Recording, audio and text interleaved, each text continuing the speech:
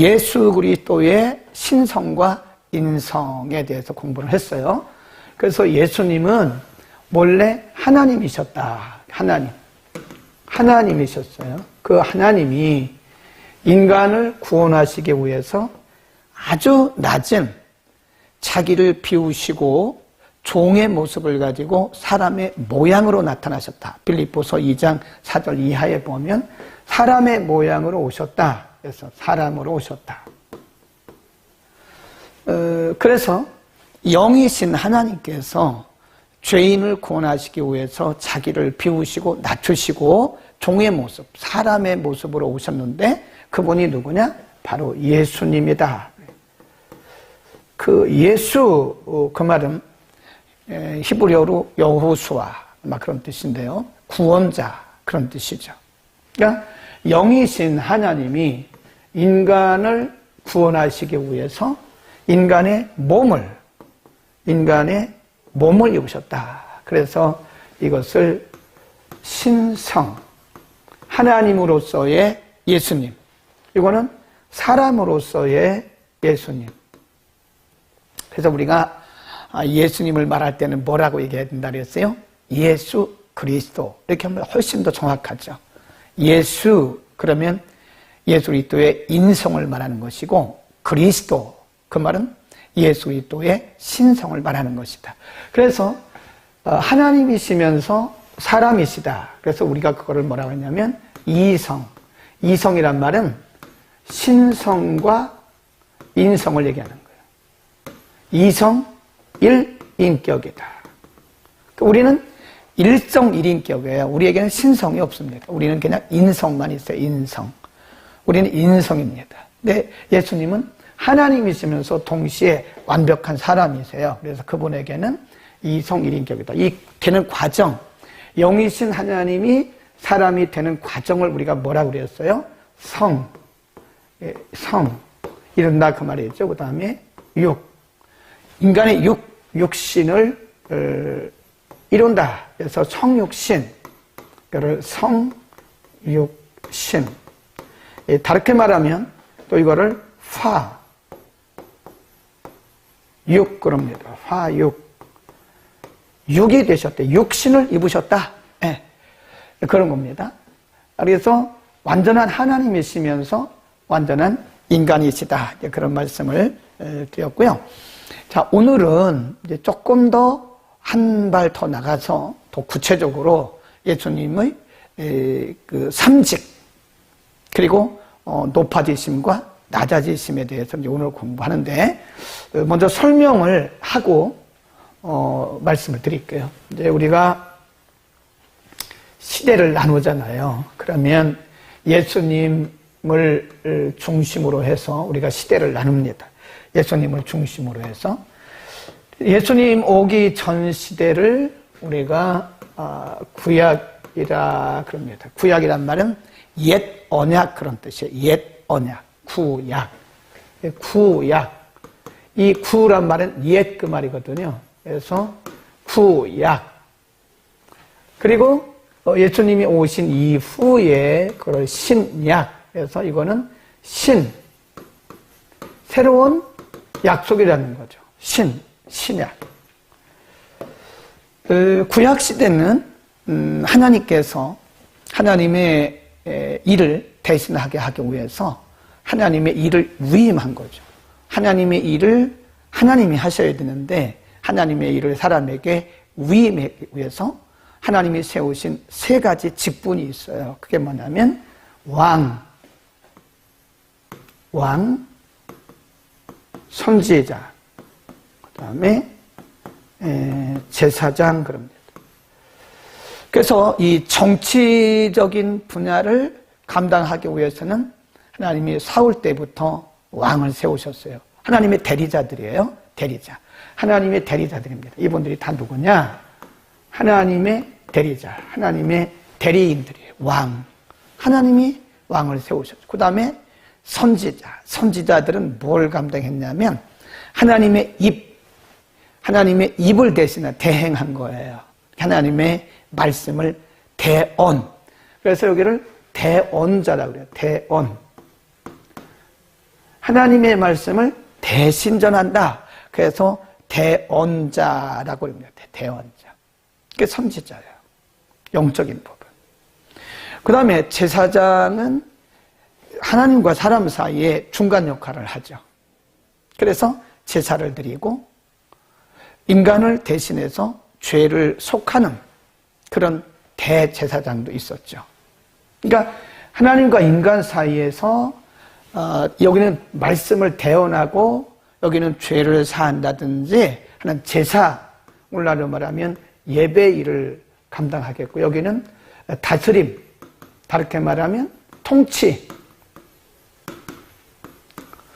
왕을 통해서는 통치하는 일을 위임하셨고 선지자를 통해서는 하나님의 말씀을 대언하는 일을 대행하게 하셨고 제사장을 통해서는 하나님께 제사 드리고 백성들과 하나님의 사이에 중간 역할을 하는 거예요. 중간.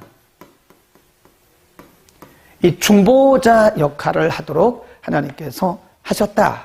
그렇게 말씀드릴 수 있는데요. 그래서 이 일을 넘어가면 안 돼요.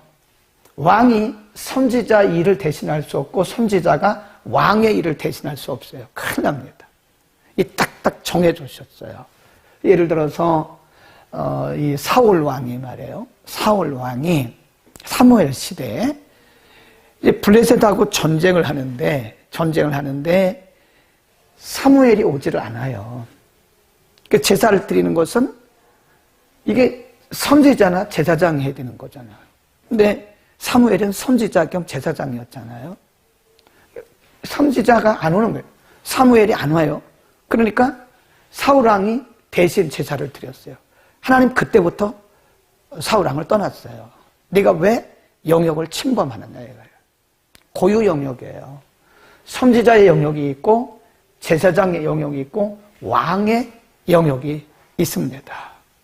그러니까 왕이 제사를 드리면 안 되는 거예요. 그래서 하나님이 사울왕을 굉장히 그때부터 싫어하셨고 불순종의 사람이에요. 불신앙자라고 하나님이 사울을 굉장히 책망도 하시고 그를 떠났어요. 그때부터.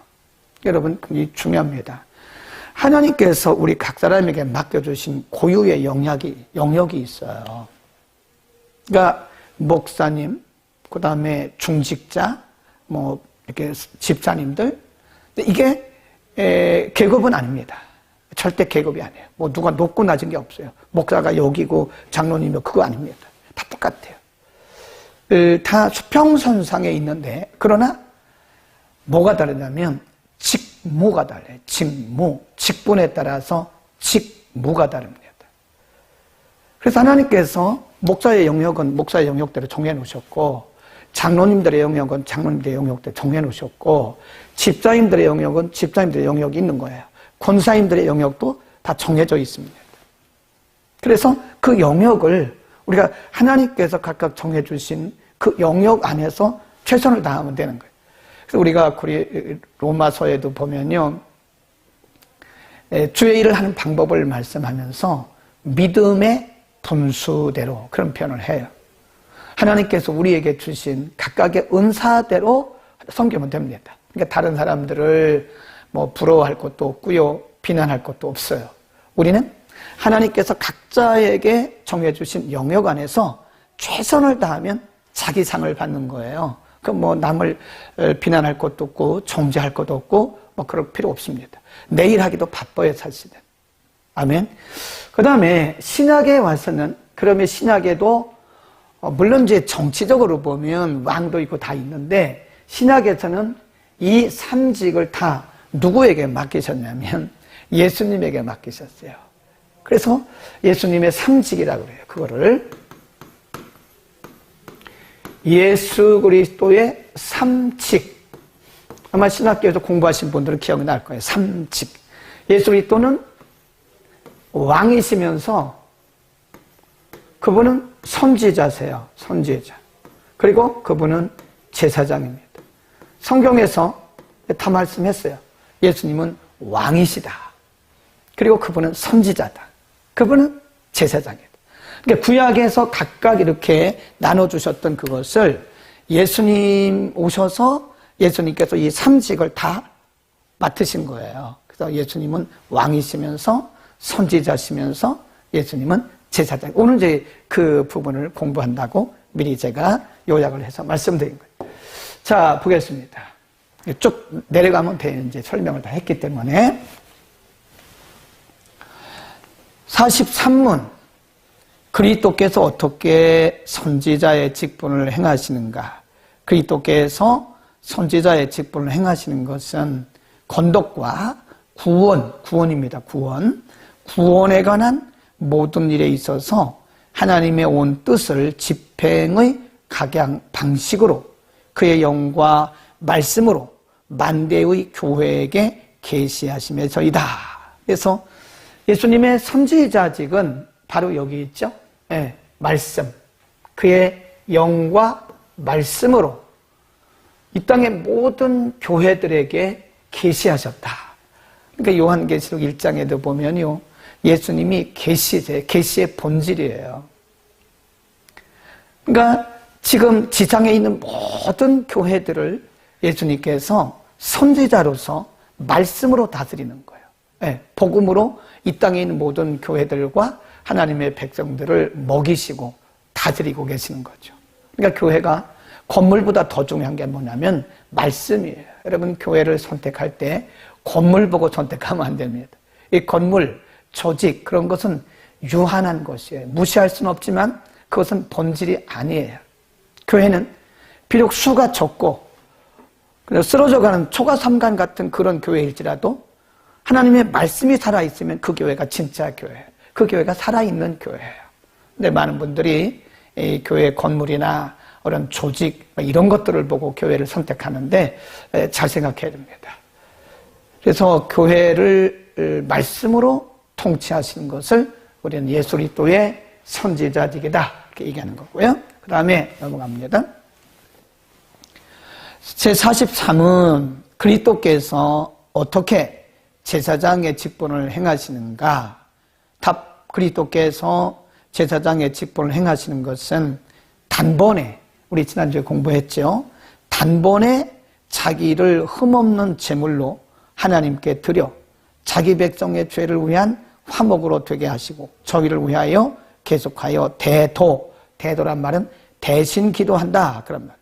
대신 기도하시는 것에서 시작이 되었다. 자, 우리가 히브리서 2장 그리고 7장 한번 읽어보겠습니다. 히브리서로 한번 가보죠. 히브리서 2장.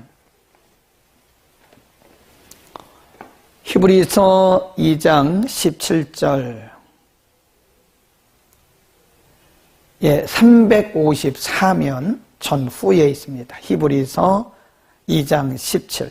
그러므로 저가 그리스도입니다. 저가 범사에 형제들과 같이 되심이 마땅하도다. 이는 하나님의 일에 자비하고 충성된 뭐가 돼요? 대제사장.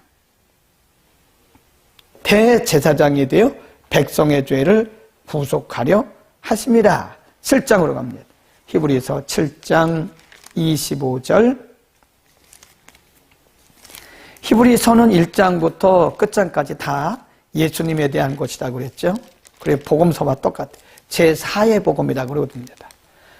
히브리서 7장 25절. 그러므로 자기를 힘입어 하나님께 나아가는 자들을 온전히 구원하실 수 있으니 이는 그가 항상 살아서 저희를 위하여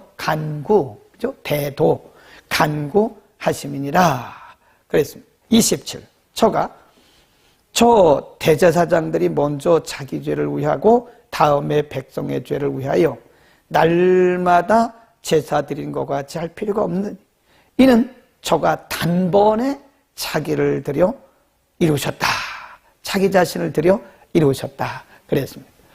그러니까 예수 그리스도의 제사장 직분, 그러니까 십자가에서 자기를 들이심으로써 제사장의 사역을 하시고, 그리고 나서는 하나님과 인간 사이에, 우리가 지난주에 공부했잖아요.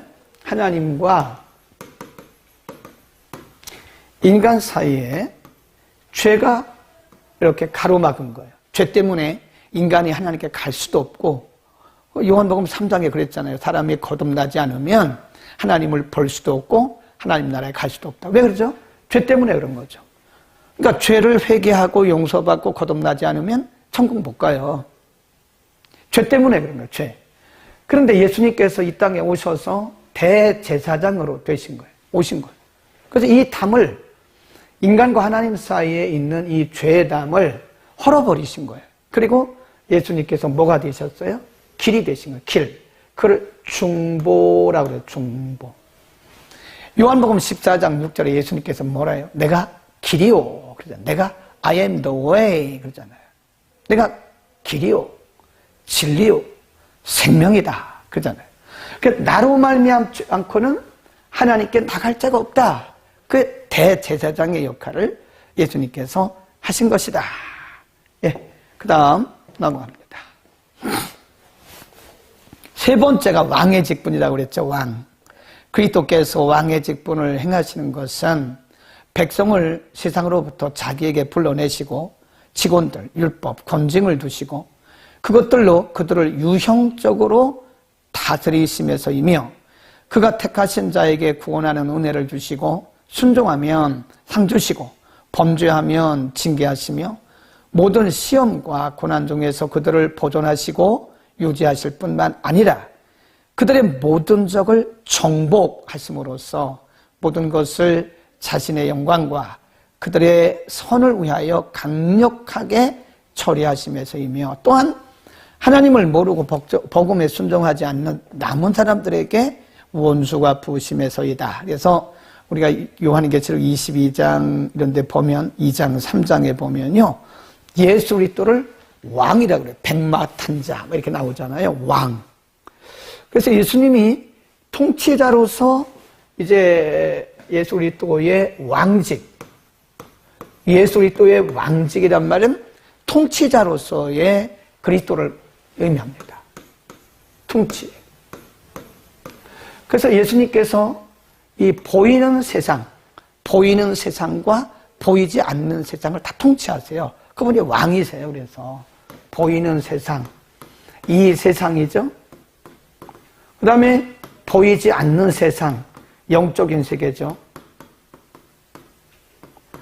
그러니까 육의 세계와 영의 세계를 다 통치하신다는 거죠. 우리가 복음서에 보면 예수님께서 귀신을 명하면 귀신이 덜덜 떨고 나가잖아요. 그게 뭐냐면 왕이라는 게 왕. 영의 세계를 통치하시는 왕이라는 거예요. 예수님이 지나가시다가 무화과 나무를 저주하셨어요. 그랬더니 무화과 나무가 뿌리부터 즉시 말라서 다 비틀어져 죽었어요. 그게 뭐죠? 이 우주를 통치하시는 왕이시라는 거예요. 예수님과 제자들이 배를 타고 가다가 예수님 주무셨는데 노를 젓는 동안에 이들이 탄 배가 큰 풍랑을 만나죠. 그러니까 제자들이 그 대부분 갈릴리 호수에서 자란 사람들인데 그냥 애를 쓰다가 안 되니까 예수님을 깨우면서 우리가 죽어가고 있는데 주무시냐고 원망하듯이. 근데 예수님이 그 바다를 갈릴리 호수의 그 물결을 명령하시죠. 잠잠해라. 그러니까 그 즉시 파도가 잠잠했어요. 그게 뭐죠? 왕이신 예수님. 이 세상을 통치하시는 자연 만물도 우주의 세계도 예수님께서 통치하신다는 사실을 보여주신 거예요. 왕이세요. 왕. 보이는 세계와 보이지 않는 세계를 통치하시는 왕이에요. 지금도 교회를 누가 다스리냐? 왕이신 예수님이 교회의 머리세요. 네, 교회의 머리가 돼가지고 교회를 통치하고 교회를 다스리는 거예요. 그러니까 교회는 누구도 왕이 돼서는 안 돼요. 누구도 머리가 돼서도 안 돼요. 교회는 예수 그리스도가 머리이시고 예수 그리스도 머리이신 예수 그리스도의 통치를 받아야 되는 거예요. 아멘. 예수 그리스도는 왕이십니다. 그래서 우리가 고백할 때요, 기도할 때도 그렇게 기도하면 좋아요. 왕이신 예수님. 왕이신 나의 예수님. 그런 찬송이 있잖아요. 물론 그 앞에 하나님이라고 붙였는데 예수님으로 바꿔야죠. 내가 주를 섬기고 그러잖아요. 왕이신 예수님. 우리가 이런 축사할 때도요, 그냥 예수 그리스도 이름으로 이렇게 하는 것보다는 왕이신 예수 그리스도 이름으로 명하노니 묶음을 풀고 떠나가라. 질병도 예수의 이름으로 낫잖아요. 그건 예수님께서 보이지 않는 질병의 세계, 보이는 이 세계, 모든 우주 만물을 다 통치하신다고 하는 예수 그리스도가 왕이시라는 사실을 우리에게 보여주고 있는 겁니다. 아멘. 그러니까 우리는 왕의 자손들이에요. 왕의 자녀들. 로얄 패밀리라. 로얄 패밀리. 그러니까 우리가 때로 보면 우리가 그 왕의 가족들이거든요. 왕의 가족. 왕의 후예들이에요. 그거 모르세요? 베드로전서 2장 9절에 보면 너희는 왕 같은 제사장이죠. 그 영어 성경에 뭐라고 되냐면 로열 패밀리, 로열 패밀리, 로열 패밀리라고. 우리는 왕이신 예수 그리스도의 자녀들이에요. 시시하게 생각하지 마세요. 간혹 보면 예수 믿는 사람들이요, 자긍심이 약해요. 자긍심. self-esteem이라고 그러는데 아주 약해요. 자긍심도 약하고 어떤 하나님의 자녀에 대한 이 자부심도 약해요.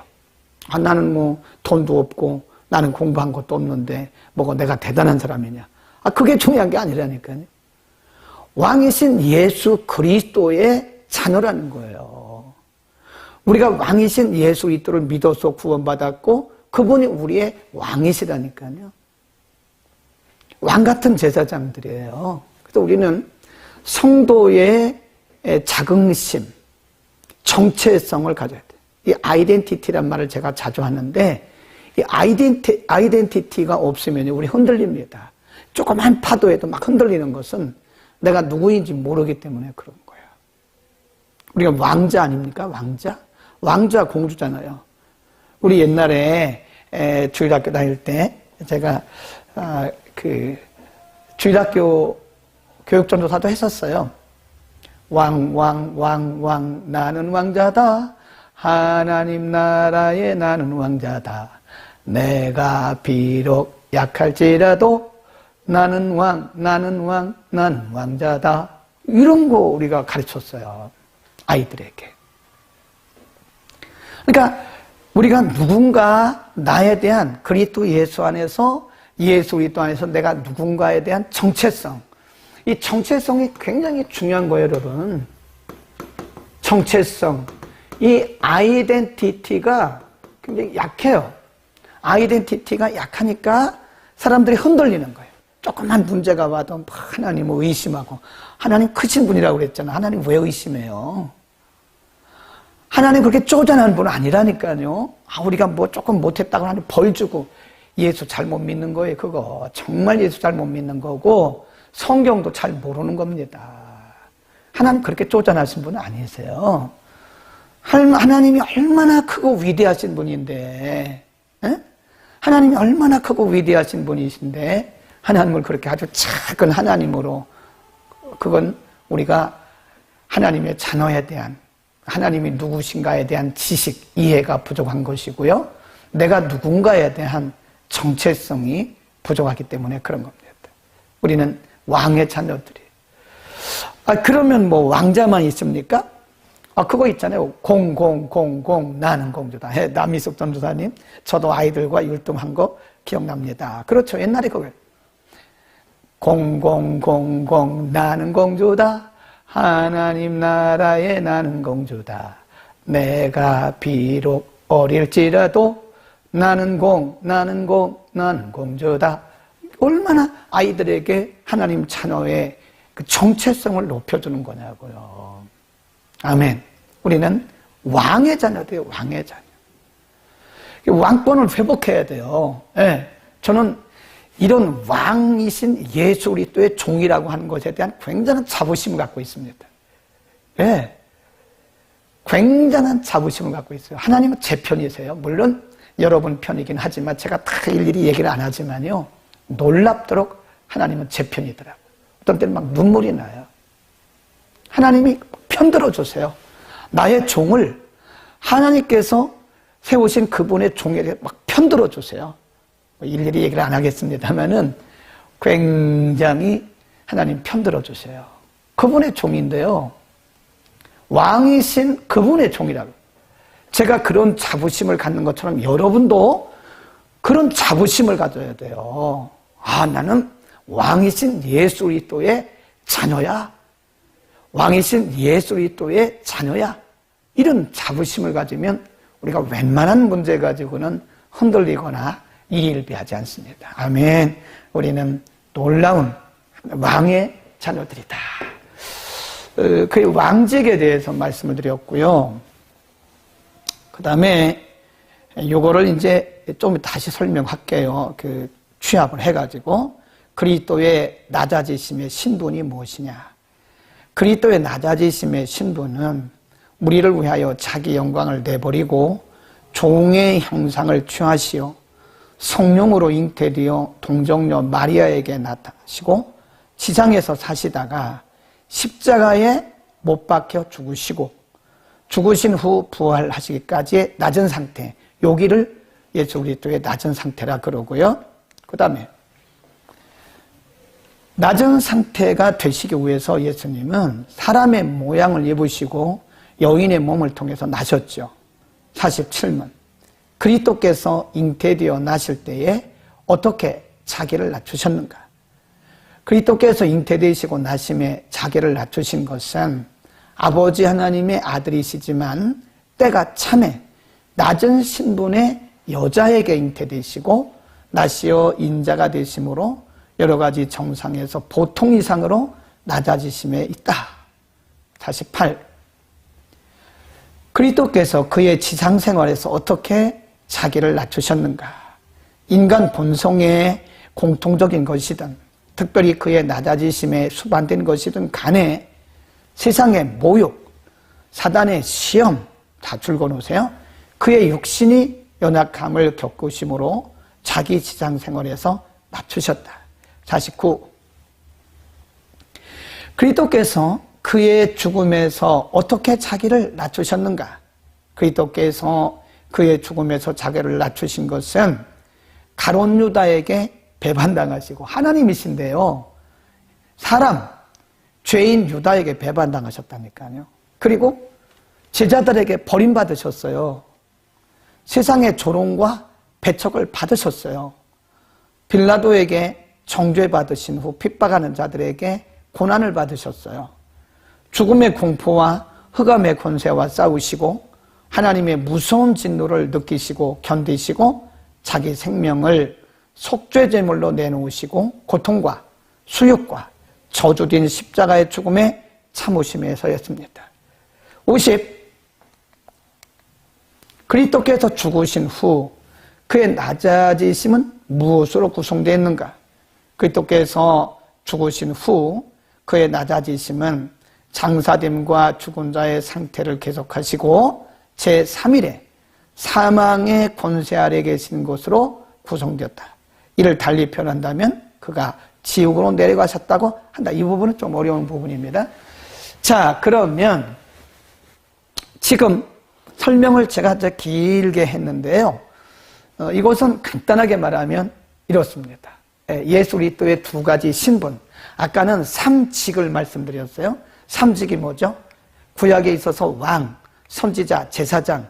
신약에 와서 예수님께서 왕으로서 예수님, 선지자로서 예수님, 제사장으로서의 예수님이다. 이걸 삼직이라고 그러고요.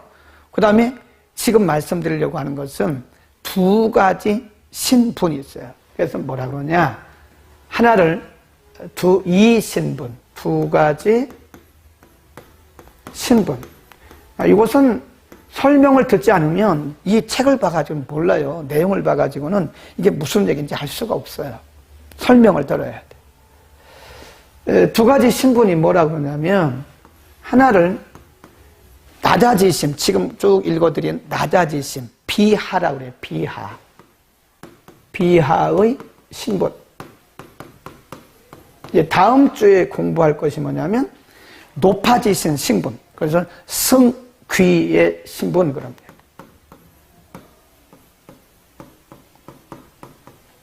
이런 용어가 좀 어렵죠. 비하란 말은 낮아지심. 비하는 낮아지심을 얘기하는 거고요. 그 다음에 승귀란 말은 높아지심. 높아지신 예수 그리스도의 신분을 승귀의 신분이라고 한다. 그러니까 비하의 신분, 승귀의 신분. 그러니까 우리가 신학대학 다닐 때 다 시험 나오죠. 예수 그리스도의 두 가지 신분에 대하여 설명하시오.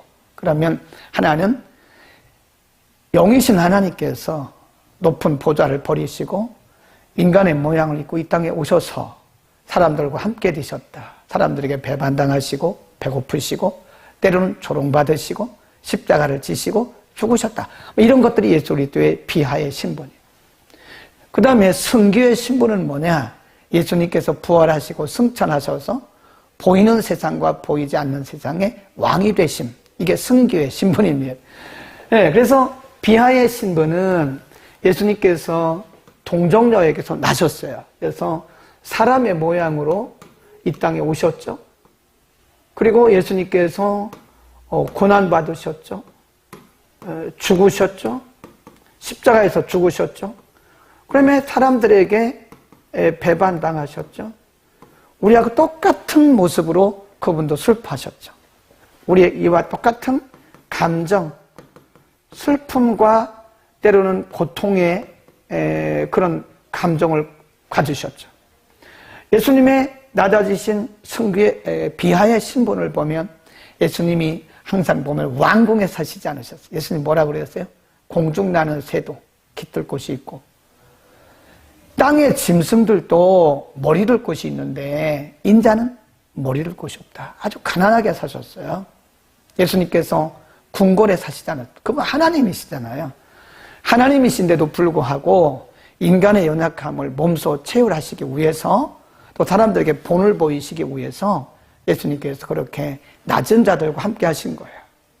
교회는 낮은 자들과 함께 해야 됩니다. 그게 하나님 기뻐하시는 교회고 하나님 원하시는 거예요. 교회는 대궐이 아닙니다. 교회는 높은 사람들이 모이는 곳이 아니에요. 누구나 다 올 수 있는 곳이에요. 네, 차별이 없는 곳이에요. 교회는. 우리가 이 세상 친구를 할 때도요, 있는 사람, 배운 사람과만 친구하면 안 되고 낮은 사람, 소외된 사람. 예수님 보세요. 창녀, 강도 이런 사람들의 친구가 됐잖아요. 그러니까 바리새인들이 이해를 못하고 뭐라고 그래요? 예수님을 죄인들의 친구냐? 이렇게 물어보잖아요.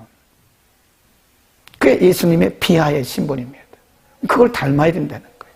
우리는 낮은 자들과 함께하는 것이 하나님께서 우리에게 원하신 것이다. 이것이 바로 예수 그리스도의 비하의 신분입니다. 여기까지 하고 다음 주에는 이 승귀의 신분부터 우리가 공부를 하겠습니다. 잘 써놓으세요. 사진을 찍어 놓으시든지 이런 것은 우리가 설명을 듣지 않으면 모릅니다. 예. 설명을 잘 들어야 이해를 할 수 있다. 그래서 우리는 이 땅에 낮은 자리에 가야 돼요. 예. 낮은 자리에 임하소서 그러잖아요. 우리의 시선이 높은 곳에 있는 것이 아니라 낮은 자리에 임해야 돼요. 낮은 자의 친구로 사신 것처럼 우리가 낮은 자들의 친구들로, 어려운 자들, 소외된 자들의 친구로 살아가야 하나님 기뻐하십니다.